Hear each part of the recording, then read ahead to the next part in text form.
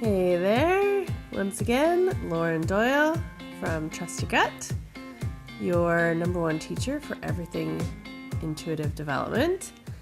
And I feel like I'm doing this like by candlelight or something because it is nighttime. So I'm trying to like get all the lights on and whatever. If it looks a bit crazy, sorry. Maybe it goes along with the theme. I don't know. But anyways, today's question is, which kind of piggybacks off of what I was talking about yesterday, which is unfolding. And so one of the things that comes up a lot is when I talk about letting go. So when you let go of an outcome, so you have an attachment to an outcome, right? And you really want something to turn out a certain way. So you hold on to it. And when you hold on to it really, really tight, and the tighter you hold on to it, the harder things become. So it becomes, instead of, that intuitive decision where there's a bit of fear and resistance hooked to on it, which is a good thing, you're moving into that going against flow type of thing where everything starts to feel hard and then you kind of get stuck and all those things happen. So when I talk about letting go, what I mean is you let go to the attachment of the process of what you want the outcome to be. So that doesn't mean that you have to let go of the outcome. Now, sometimes the outcome will shift. So say you wanted something to turn out a certain way and it's becoming very clear that that's not going to happen. Well, that's always actually a good thing, because usually what does end up turning out, if you let go and you don't get all caught up in the anger of it and the why me and all of that, then what ends up coming in your direction is better than what would have happened. But if you let go of the process of what you wanted that outcome to be, what happens is you tend to have an outcome in mind, right? And the process that you're attached to, you want it to be very easy. So you want it to be like, voila, all the magic happened exactly the way you wanted. And it's just like you see in the fairy tales where, the prince just comes and gets the princess and off you go into the sunset, right? And everyone's happy ever after. And yes, those outcomes happen. However, there's a process to that, right? So people forget that there was the process of Cinderella, having to deal with all the stepsisters and the glass slipper and the mice and the whole thing, right? So there was a period of time where there was a process of unfolding that needed to happen before that outcome. And it's the same thing with everything else with intuitive development, right? You've got, what I mean by letting go is letting go of the attachment to the process of what the outcome is going to be. So oftentimes the outcome is really more the attachment to a feeling that you want to have in the outcome. And so the process of it, again, you want it to be easy. That letting go does not equal the end.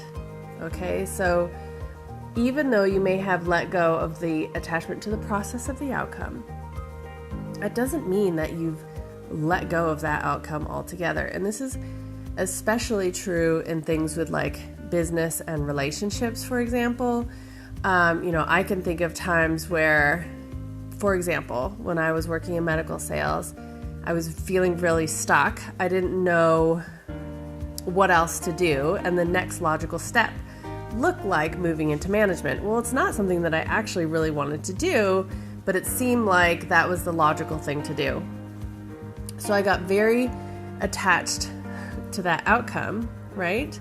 And was very hurt and disappointed and angry when I wasn't selected to move into that position. Now, that wasn't the end, though. The outcome actually ended up being much better because the feeling that I actually was looking for was some freedom and some relief from what I was feeling at the time. And that's exactly what I ended up getting, because the person that did end up getting the management position, he ended up being super unhappy. He became my new manager, and he was we were both sales reps. He became a new manager, was super unhappy, was super stressed out. And then the person that ended up becoming his manager was the very person that I was trying to get away from. So I would have not had the feeling associated with that outcome that I was hoping for. And so everything turned out exactly the way it needed to.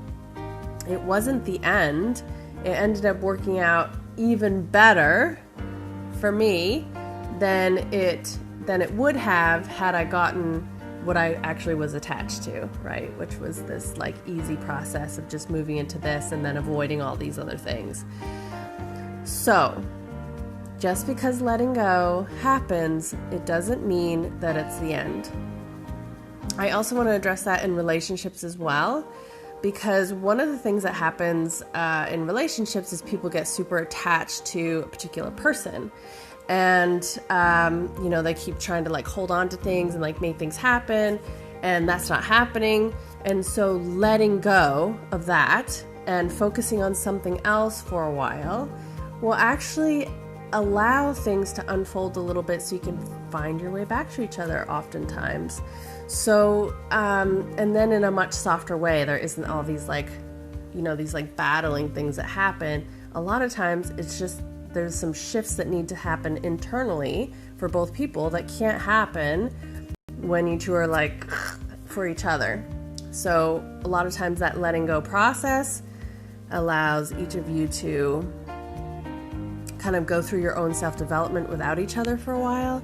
And then a lot of times, especially like I see this with my clients all the time, a lot of times you find your ways back to each other, or you may find that like you actually didn't want that person after all. So, but you'll know that with some time for things, letting go and allowing some time to let some things unfold.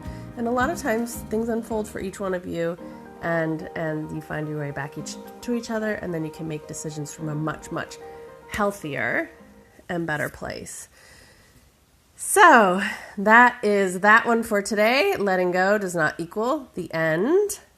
And if you want to schedule a personal session with me with anything that has to do with intuitive development in business and relationships or personal growth, be sure to click the link below, and we can work on your own personal stuff and get through that and give you the tools that you need for the intuitive growth that you really want in your life.